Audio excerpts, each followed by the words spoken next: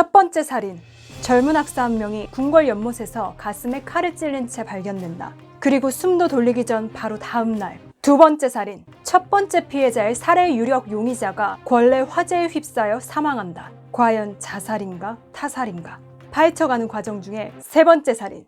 젊은 학사가 쇠몽둥이에 뒤통수를 가격당해 살해당한다. 세 번째 살인까지 이어지면서 서서히 용의자가 드러나기 시작하는데, 첫 번째, 두 번째 피해자와 연결고리가 있는 의문의 아름다운 궁녀, 미심적인 행동을 하는 임금의 최측근 호위무사, 그리고 살해 현장에서 목격된 수상한 명나라 사신. 사건의 진실을 파헤칠수록 점점 더 미궁에 빠지게 되고, 의문의 숫자와 문자, 그리고 피해자들 몸에 새겨진 문신, 알 수 없는 규칙들이 서서히 드러나게 되는데, 네 번째 살인. 이번엔 젊은 학사가 아닌 대감이 권내에서 목을 맨 채 발견된다. 이것 또한 자살인가 타살인가? 이는 피해자의 목에 꽂혔던 장침으로 인한 타살로 밝혀진다. 점점 확실한 규칙을 찾게 되고 이어질 다음 살인을 예측하게 된다. 그리고 시간을 지체할 틈 없이 바로 위험한 다음 살해 예정 피해자에게 달려간다. 다섯 번째 살인. 과연 막을 수 있을까? 이 이야기는 574년 전 일주일간 궁궐에서 일어난 연쇄살인 이야기입니다. 안녕하세요, 여유입니다. 제게 인생 드라마가 무엇이냐고 물으신다면 저는 세종대왕님의 훈민정음 반포 이야기인 뿌리 깊은 나무예요. 탄탄하게 짜임새 있는 스토리에 마음을 울리는 명대사들, 연기력은 두말하면 잔소리고, 게다가 제가 제일 좋아하는 최애 배우인 한석규 배우님 나오는 드라마거든요. 이 드라마는 소설 원작이에요. 한글날을 맞아 내 인생 드라마의 원작 소설을 한번 읽어볼까 싶어서 이 책을 펼치게 되었어요.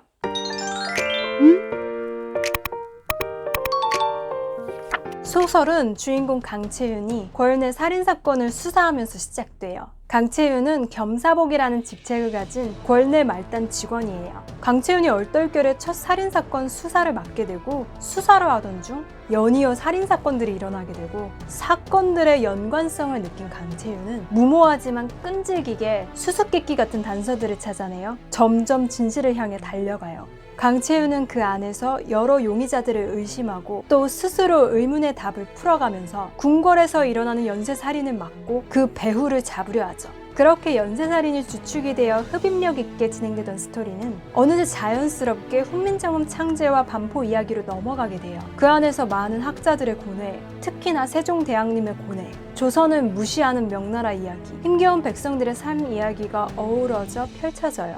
왜 한글을 만들었는가? 왜 한글을 만들지 못하게 하는가? 대립되는 이야기와 한글을 만들기까지 힘겨웠던 역사들이 눈앞에 그려지면서 묵직하게 가슴을 울려요. 소설 마지막 부분에 세종대왕님과 그 뜻을 지키고자 하는 많은 이들의 마음과 행동에 결국 눈물이 나더라고요. 이 책은 장편소설로 팩션이에요. 팩션이란 팩트, 사실과 픽션, 소설을 합성한 신조어로 역사적 사실에 상상력을 덧붙인 새로운 장르죠. 예로 다빈치 코드, 해신, 불멸의 이순신 등이 있어요.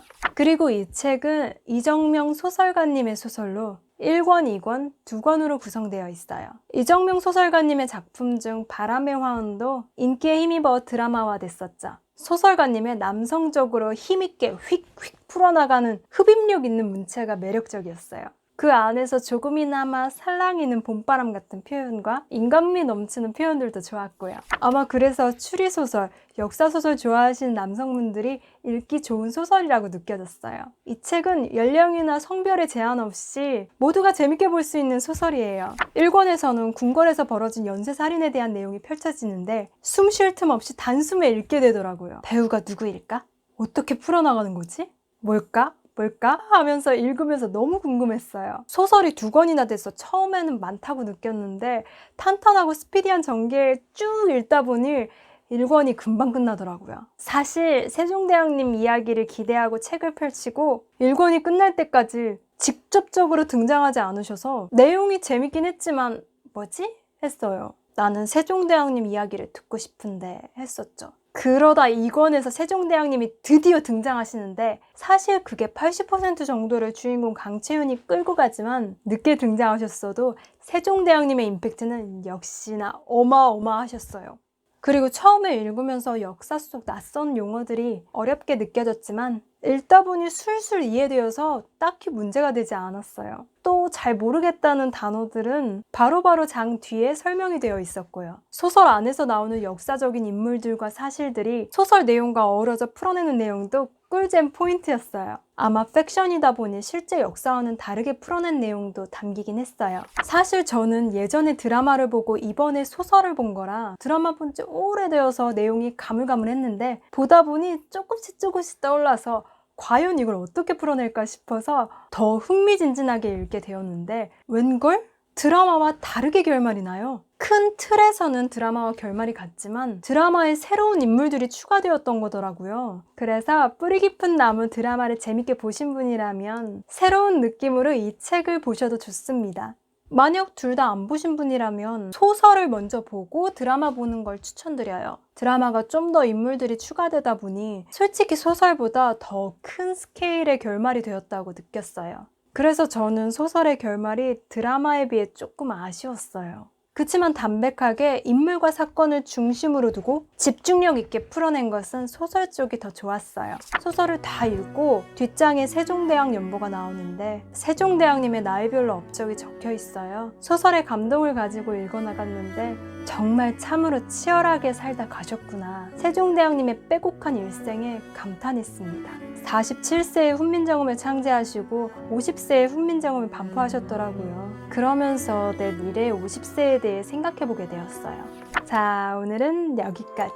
아직 구독 안 하셨다면 여기 제 얼굴 누르시면 무료 구독 가능하세요. 좋아요, 구독, 알림 설정 감사해요. 여러분은 지금 다른 무언가도 바꿀 수 없는 자신의 소중한 시간을 제게 선물해 주시는 거라 생각해요. 여러분들의 시간이 헛되지 않도록 늘 좋은 영상 준비하도록 할게요. 지금까지 시청해 주셔서 감사드려요. 다음 영상에서 만나요.